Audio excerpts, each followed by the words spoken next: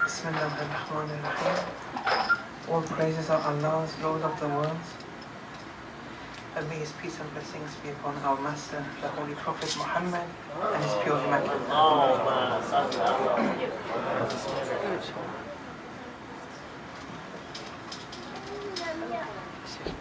Tonight being the eve of the demise of Her Holiness, Her Eminence Khadija alayhi salam, I thought just to mention a few points in relation to the status of women in Islam. The dignity, the origins, and the spiritual potential of men and women are equal in Islam. The road to spiritual perfection is open to all. And it's not the case that one of them is superior to the other in attaining to spiritual perfection. We see this being on a par with the logic of many verses of the Holy Quran. 1697, من عمل صالحا من ذكر أو أنثى وهو مؤمن فلنحيينه حياة طيبة.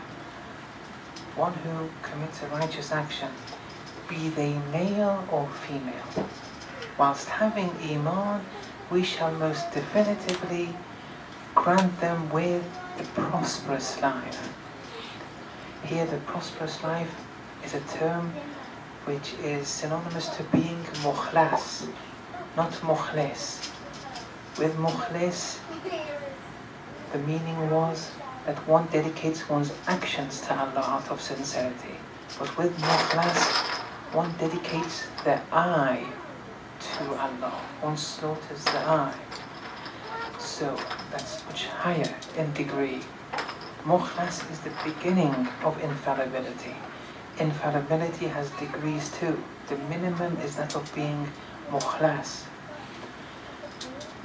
And this being mukhlas and acquiring hayatan tayyiba, the prosperous life, that is open for men and women alike.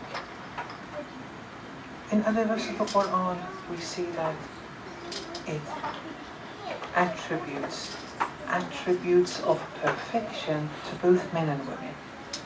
إِنَّ الْمُسْلِمِينَ وَالْمُسْلِمَاتِ مُؤْمِنِينَ وَالْمُؤْمِنَاتِ قَانِتِينَ وَالْقَانِتَاتِ صَادِقِينَ وَالصَّادِقَاتِ, and so on and so forth. Being Muslim, being mu'min, being obedient, being truthful, and all these attributes of perfection, they're attributed to men and women. The point is that these are immaterial qualities, and they're attributed to men and women alike. But is it attributed to the physical dimension of men and women? We say no, because these attributes are beyond the physical.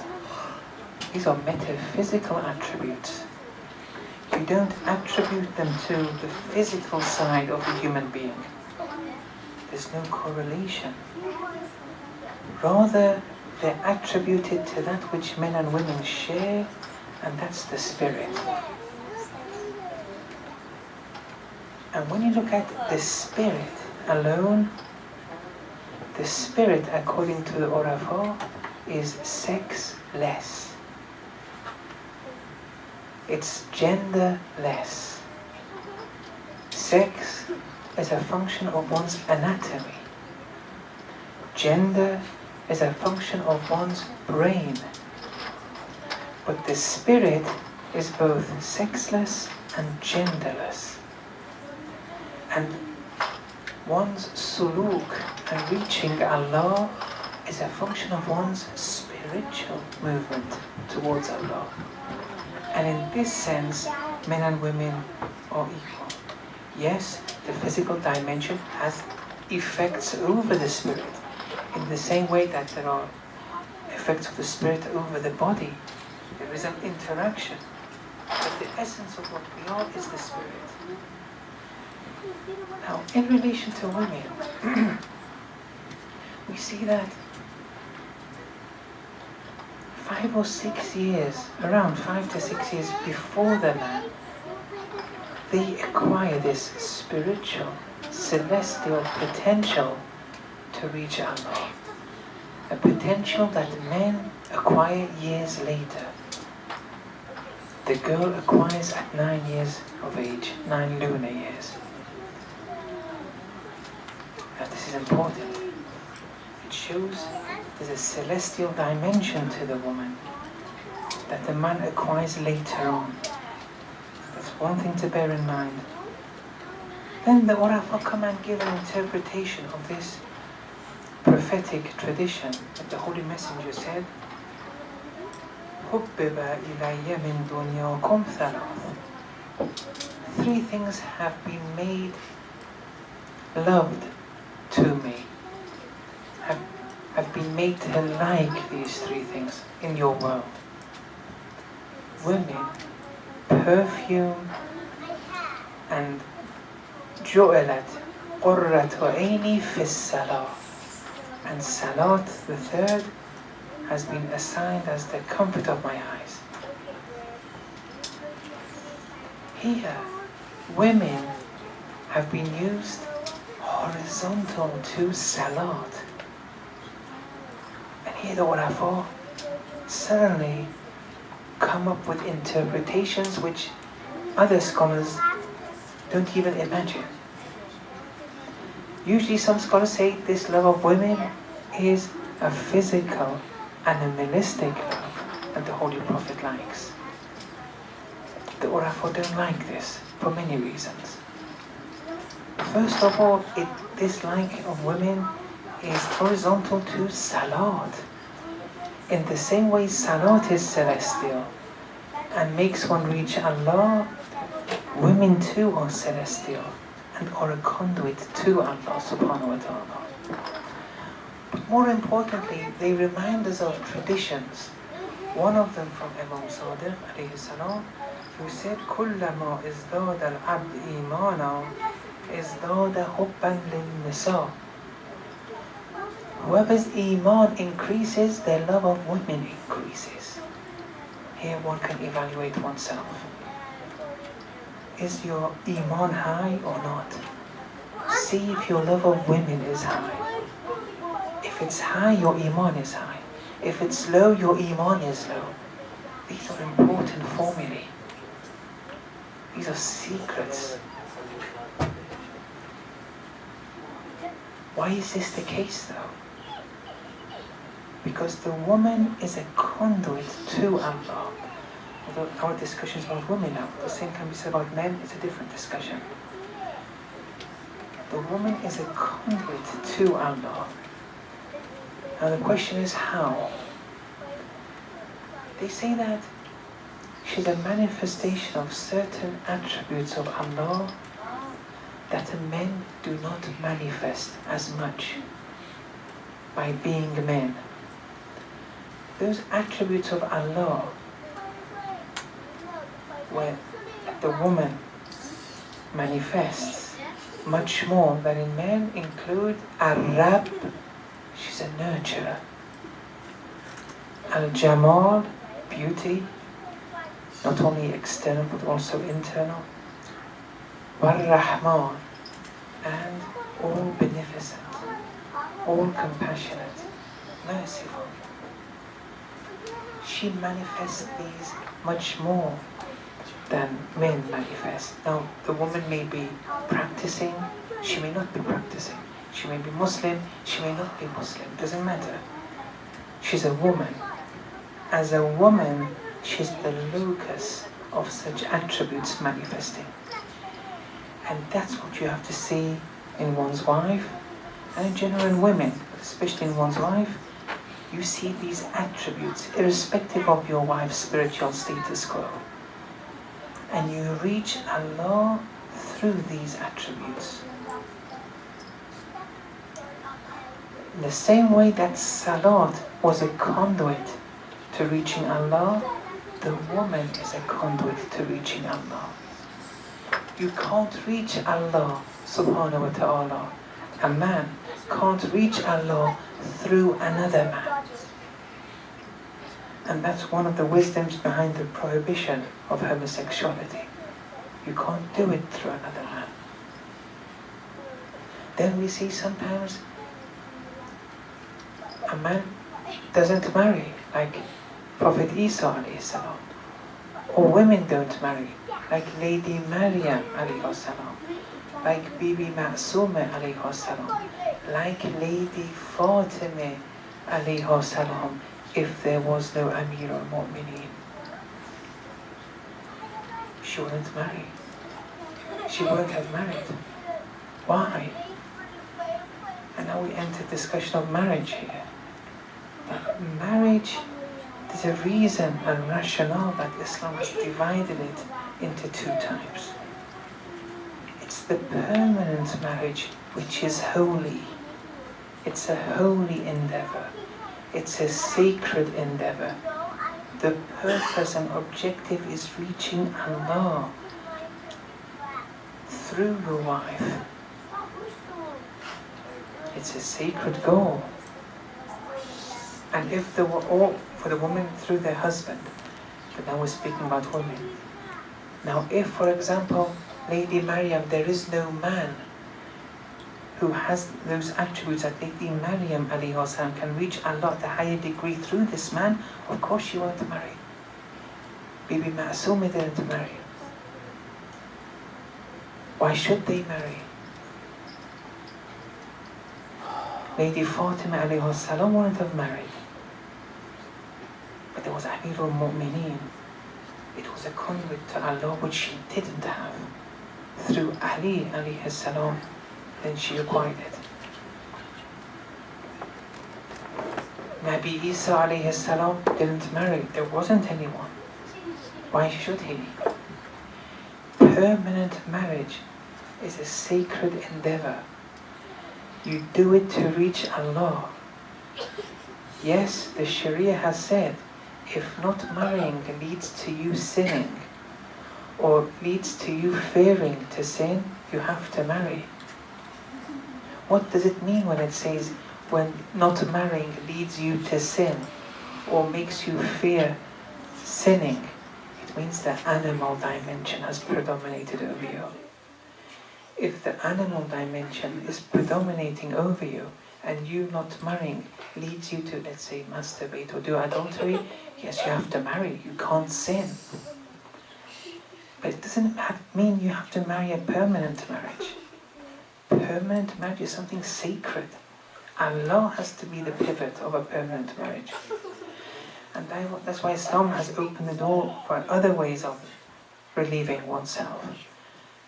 It's a pity, just because of one's animalistic predomination within oneself, for one to enter a permanent marriage. Permanent marriage is for life. You felt animalistic and now you want to enter permanent marriage? That's not fair. One has to really pay attention to these matters.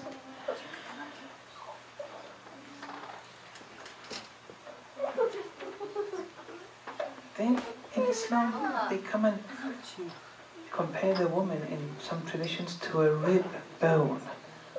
And that may seem a bit medieval at first. And then it says, if you want to put pressure on her, straighten her, force the rib bone to straighten, force the woman to do certain things, it'll break. And the prescription it gives in relation to women is isbir. Let her be patient. Don't infringe things upon her. Don't force her to do anything. She is a manifestation of the attribute Ar-Rab. She's a nurturer. Let her be. Don't pressurize her. If you do, she'll break. If she breaks, she'll lose that identity of being a woman. i.e. being a Rab. Don't break her. Let her be. Let her manifest her Rab Rububiyyah, her Rahmaniyyah.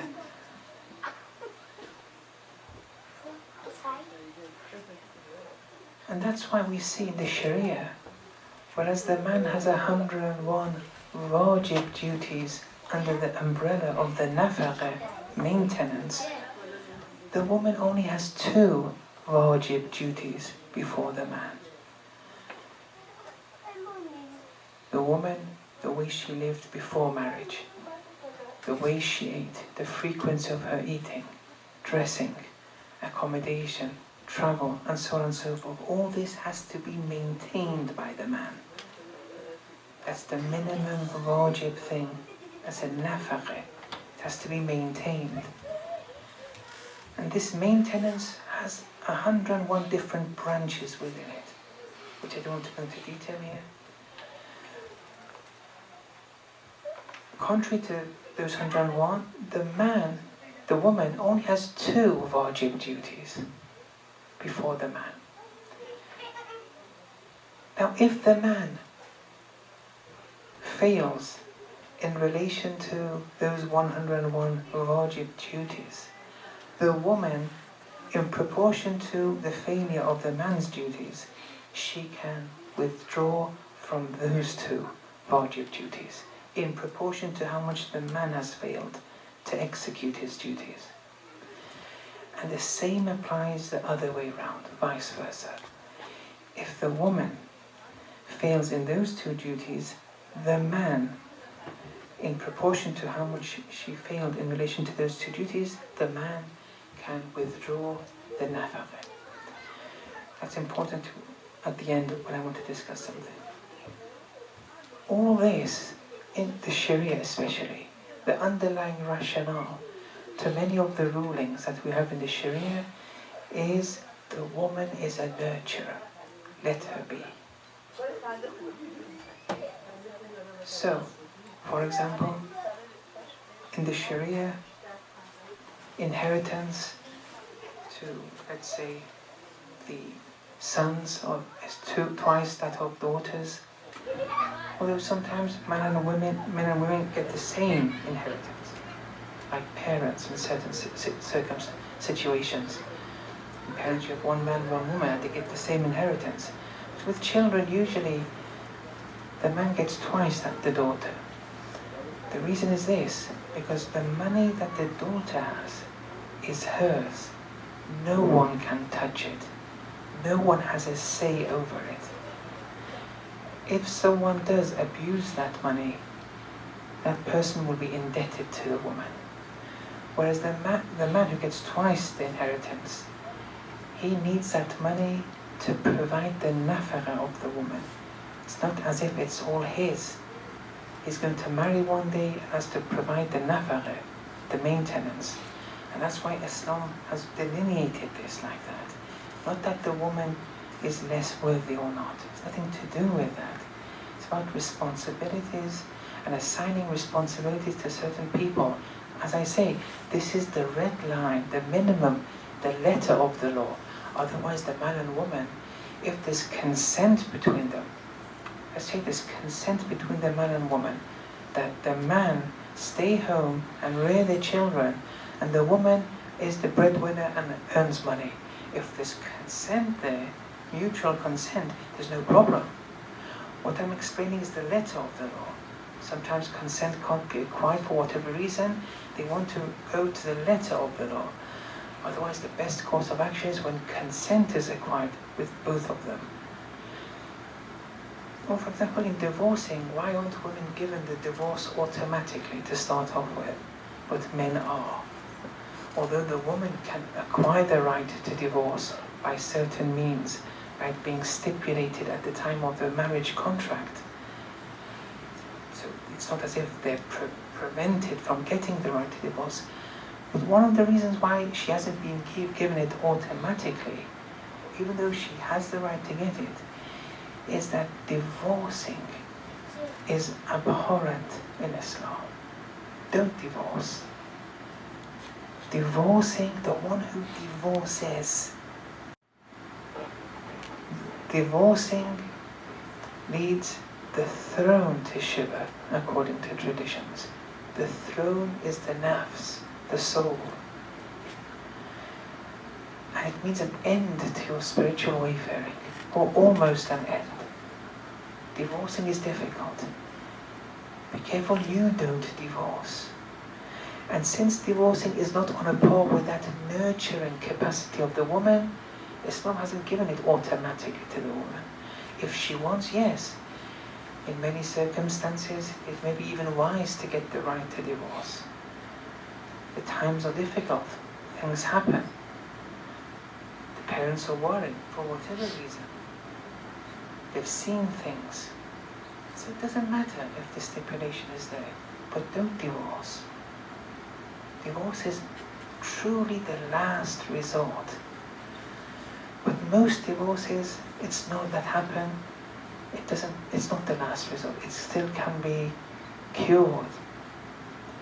But anyway, because of her nurturing capacity, that automatic right wasn't given. But she can acquire it. Going to jihad isn't wajib for the woman. It's wajib for the man. If she wants to go to jihad, it's okay. If she wants to go and fight, Islam gives her that permission. But it's not wajib, it's not mandatory upon her. Why? Because it's not on a par with her nurturing capacity.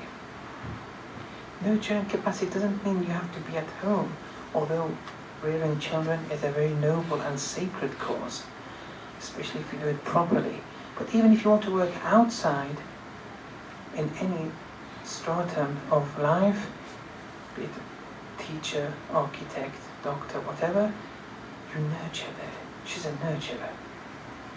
The woman nurtures.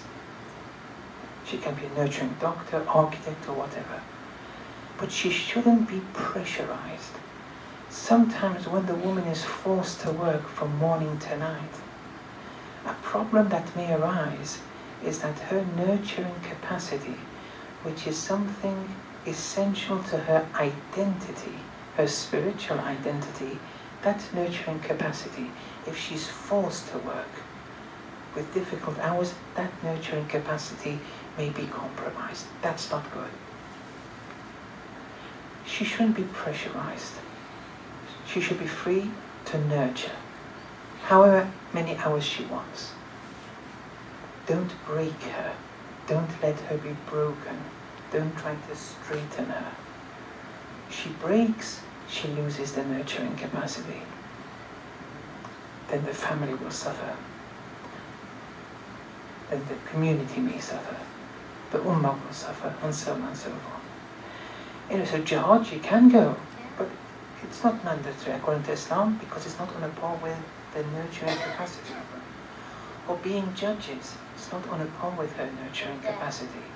Although this is an area of controversy between the scholars, the majority say women can't be judges, but some of old, like Ayatollah Shahid Motahari, and some today like Ayatollah Jawadi, only do allow women to be judges or maraji.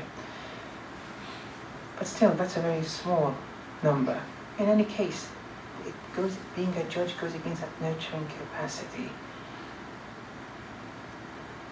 For example, for Friday prayers, that emphasis on men doesn't exist with women.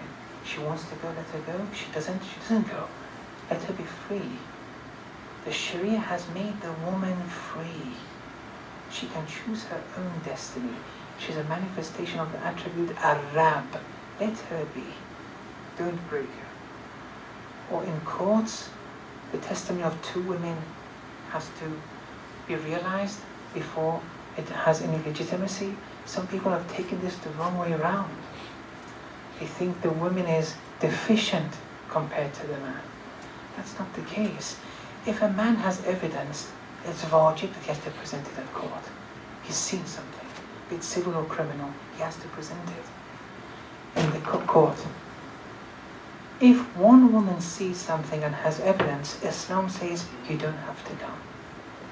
You can if you want, but you don't have to come to the court. You're a nurturer, putting your foot the nurturer's foot in the civil or criminal courts, it goes against your nurturing capacity. But if two women see it, okay, it's reached that level. We can't compromise too much now. Civil cases which won't be solved if that woman doesn't come. In Islam, they look at the overall picture. She's a nurturer. Don't bring her to such cases. Let her be. And then finally, there's a verse in the Holy Quran about the striking or hitting of women.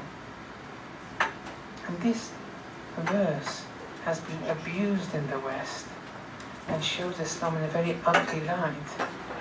But if you look at the viewpoint of the Urafa in relation to this verse, it becomes one of the most subtle and delicate verses of the Holy Quran in relation to men and women relationships. Look how the angle of analysis, how different it can be.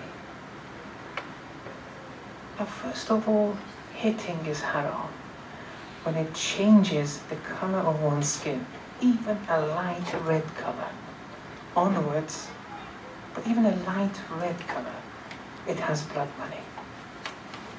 So a serious hitting is haram, and no one is saying that. That's one point to bear in mind.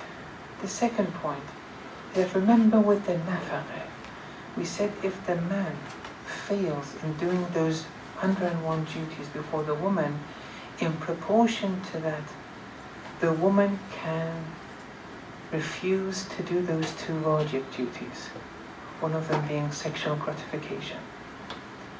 And then I said, and vice versa, that if the woman refrains from those two wajib duties, one of them being sexual gratification, without excuse, the man, in proportion to that, can refrain from giving the nafaqah. Have that in mind. And then in this verse now we see a hierarchy of amr bil ma'ruf, what one should do. So the woman is refusing without excuse to gratify. The man first, فَعِذُوهُنَّ. First he should give counsel, advice. They should talk like two human beings. Am I doing anything wrong? How can I do things better? What's your problem? Can I help? And in Amr Ma'ruf, you have to deem it probable that it will be effective before doing it. And with good counseling, of course it's probable that it'll be effective. So you do that. You don't suddenly cut off the nafaqah. You first counsel. If that doesn't work, we go to step 2 of Amr bil Ma'ruf, and that is abandoning her in bed. If you deem that will be probable, that will be effective, you deem it probable as being effective, that's the second course of action. The third is hitting her, but this hitting has to be explained. And I'll explain it right now in a minute. But also, this hitting, one, it has to be explained, and also you have to deem it probable that the hitting will be effective. If you deem it will not be effective, then you don't do it. This is the hierarchy of things here. Now, in one tradition from the Holy Messenger, he says, إِنِّي أَتَعَجَّبُ مِمَّا يَضْرِبْ إِمْرَأَتَهُ وَهُوَ بِالضَّرْبِ أَوْلَى مِنْهَا. I'm very surprised with one who hits his woman when he deserves to be hit more. لا تضربوا نساءكم بالخشب فإن فيها القصاص. Don't hit your women with wood, with those wooden toothbrushes. They would hit. They say, don't hit them with that, because it has blood money. And if you can hit it in a way that there'll be no coloration, there's no pain either. But if you hit them and coloration of the skin starts, there's blood money in it. Explicitly mentioned here. So what is this hitting then? وَلَكِنْ اِضْرِبُوهُنَّ. Hit them بِالْجُوءِ وَالْعُرَى. Through not feeding and not clothing, i.e. not giving the nafaqah. Remember, in the same way when the man doesn't give nafaqah, the woman can refuse those two duties. If the woman refuses those two duties, the man can refuse the nafaqah in the same proportion. This refusing to give the nafaqah, that is hitting. It's explicit here in this verse, in this tradition from the Holy Messenger. But let's say now, because there are verses where you hit them with a toothbrush, but you hit them with a toothbrush. You don't poke them. You don't, for example, poke them. That will cause coloration. You tap them without causing any coloration. In Arabic, zarb, even when you place your hands on a wall, they use this term, daraba. It doesn't have to mean hitting. Anyway, those who do say you hit with a toothbrush without it causing any coloration and so on and so forth. We said this is part of the hierarchy of Amr bil Ma'ruf, and you should only do it when you deem it probable that it will be effective. Now, if a man and woman are swearing all the time at one another and hitting each other, affection, that even were you to tap her with a piece of wood, it will have an effect. It will disappoint her. It will make her come back. Look at the ideal that Islam has in mind, and look how we behave with one another. Okay, I think it's very late now. Sallallahu ala Muhammad wa ala